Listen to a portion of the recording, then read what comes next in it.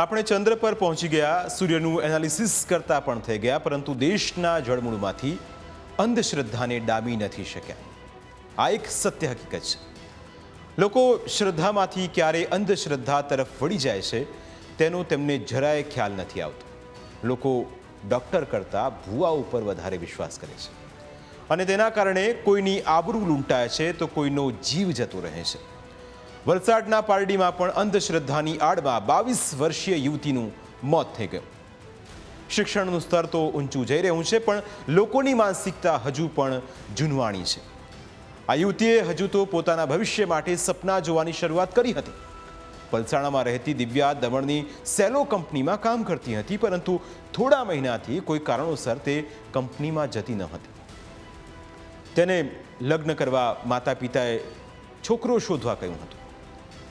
પરિવારનો માહોલ જ જાણે અંધશ્રદ્ધાથી ભરેલો હતો. યુવતીને અંધશ્રદ્ધા ભરખી ગઈ. યુવતીને માતાજી આવતા હોવાનું કહીને પરિવાર અને તેને ભુવાજી પાસે લઈ ગયા, પરંતુ ભુવાએ એવા ડામ આપ્યા કે યુવતીને ખેંચ ઉપડી અને ગણતરીની મિનિટોમાં જ તેનું પ્રાણ પંખેરું ઉડી ગયું.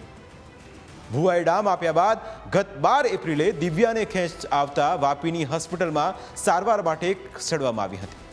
સારવાર દરમિયાન તેનું મોત થઈ ગયું, જે બાદ પલસાણા ગામના સ્મશાન ગૃહમાં મૃતક યુવતીની અંતિમ ક્રિયા માટે ગ્રામજનો, સંબંધીઓ અને મિત્રો ભેગા થયા હતા.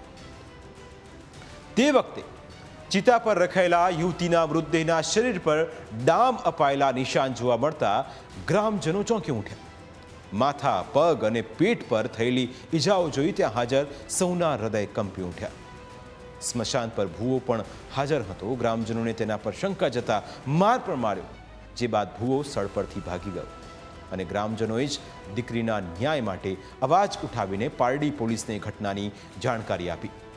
મળતી માહિતી પ્રમાણે પોલીસે ભૂવાનું નિવેદન લીધું છે, પરંતુ પરિવાર આ બાબતે કંઈ પણ કહેવા તૈયાર નથી.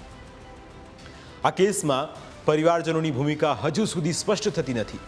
પરિવારજનો પણ શંકાના દાયરામાં છે, કારણ કે પુત્રીના અંતિમ વિધિમાં બોડીને ખોલવા વગર પ્લાસ્ટિક વીંટાળેલી હાલતમાં જ અગ્નિદાહની તૈયારી કરવામાં આવી હતી, પરંતુ મૃતક યુવતીની સાથી યુવતીઓએ બોડી ખોલવાનો આગ્રહ કર્યો, પરંતુ પરિવારે ન પાડતા હાજર ગ્રામજનોને શંકા ગઈ, જેથી ગ્રામજનોએ બોડી ખોલતા જ ડામ આપવામાં આવ્યાના ઈજાના નિશાન પણ જોવા મળ્યા.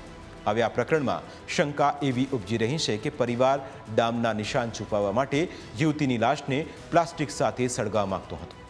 પરિવારમાંથી જાણવા મળ્યું છે કે તેને માતાજી આવતા હોવાથી પોતે જ શરીરે દીવો સળગાવતા તે દાઝી ગઈ હતી, પરંતુ હાલ ફોરેન્સિક તબીબોની પણ મદદ લીધી છે, તેમજ વિશેરાને તપાસ માટે મોકલી આપ્યા છે. રિપોર્ટમાં જો કોઈ અણબનાવ બહાર આવશે તો તે મુજબ ગુનો નોંધી કાર્યવાહી કરવાનો પોલીસે દાવો કર્યો છે. અંધશ્રદ્ધાની આવી તો અનેક ઘટનાઓ ગુજરાતમાં બનતી રહે છે. લોકો જેટલું વધારે ભણી રહ્યા છે તેટલું વધારે અંધશ્રદ્ધામાં માનતા થયા હોય તેમ લાગી રહ્યું છે. અંધશ્રદ્ધાની ઘટનાઓ પર રોક લગાવવા માટે સરકારે કાયદા પણ કડક કર્યા છે, તેમ છતાં અંધશ્રદ્ધાની ઘટનાઓ અટકવાનું નામ નથી લેતી. આજે ઘણા પરિવારો ભૂવા સાથે સંકળાયેલા હોય છે, અને આવા ભૂવા સગા સંબંધીઓમાંથી જ હોય છે, જેમાં ઘણા ભૂવાઓની નિયત ખરાબ પણ હોય છે. 1 મહિના પહેલાં જ સુરતમાં એક ભૂવાએ પોતાના સગામાં એક પરિણીતા સાથે દુષ્કર્મ આચર્યું. તમારી નજરમાં પણ જો આવા ભૂવા હોય તો તેનાથી અંતર જાળવવું, કારણ કે તેની માહિતી વિજ્ઞાન જાથા અથવા પોલીસને કરશો તો કદાચ બચી જશો, જેથી તાત્કાલિક તેની સામે કાર્યવાહી થઈ શકે. ભૂવાની જાળમાં ન ફસાવા કેટલીક તકેદારી રાખવી પણ ખૂબ જરૂરી છે. જો ભૂવા કોઈ લાલચ આપે તો તેનાથી ભરમાવું નહીં, કારણ કે તે પોતાના રૂપિયા માટે જ આ કામ કરતા હોય છે. ભૂવા કે તાંત્રિકને દાગીના કે રૂપિયા ન આપવા, જો એમ કહે કે તમારું કામ થશે, તો તેવા ભૂવાઓથી સાવધાન રહેજો. તમારા પરિવારની નબળી બાબતો રજૂ ન કરવી. ઘણીવાર લોકો પોતાની તમામ વ્યથા ભૂવા સમક્ષ ઠાલવી દેતા હોય છે, જેથી ભૂવાને ફાવતું મળી જાય છે અને તે પરિવારને લૂંટીને બરબાદ કરી નાખે છે. મહિલાઓ અને યુવતીઓએ ભૂવા કે તાંત્રિકો સાથે એકાંતમાં મળવા બોલાવે તો જવું નહીં, કારણ કે તેમનો ઈરાદો સારો નથી હોતો. પ્રસાદના બહાને ઠંડુ પીણું કે કોઈ ખાદ્ય પદાર્થ આપે તો આરોગવી નહીં, કારણ કે ઘણા ભૂવાઓ પીણામાં કેફી પદાર્થ ભેળવી દેતા હોય છે અને ત્યારબાદ દુષ્કર્મ આચરીને રફુ ચક્કર થઈ જાય છે. અને મહિલાઓ પોતાની આબરૂ જવાના ડરથી આવી ઘટનાઓ છુપાવીને રાખતી હોય છે. પરંતુ આવા ભૂવાઓનો ભાંડો ફૂટવો જરૂરી છે. આપણે આર્ટિફિશિયલ ઇન્ટેલિજન્સના યુગમાં જીવી રહ્યા છે, પરંતુ હજુ સુધી અંધશ્રદ્ધાને દૂર નથી કરી શક્યા. ભૂવાઓની હાટડીઓ પણ એટલા જ માટે ચાલે છે કારણ કે લોકો ભૂવા પાસે જતા હોય છે. લોકોને કેમ એવું લાગે છે કે તેમનું દુઃખ ભૂવા જ દૂર કરશે? લોકો ભૂવા પાસે જવાના બદલે ડૉક્ટરની સલાહ કેમ નથી લેતા, તે પણ એક સૌથી મોટો સવાલ છે.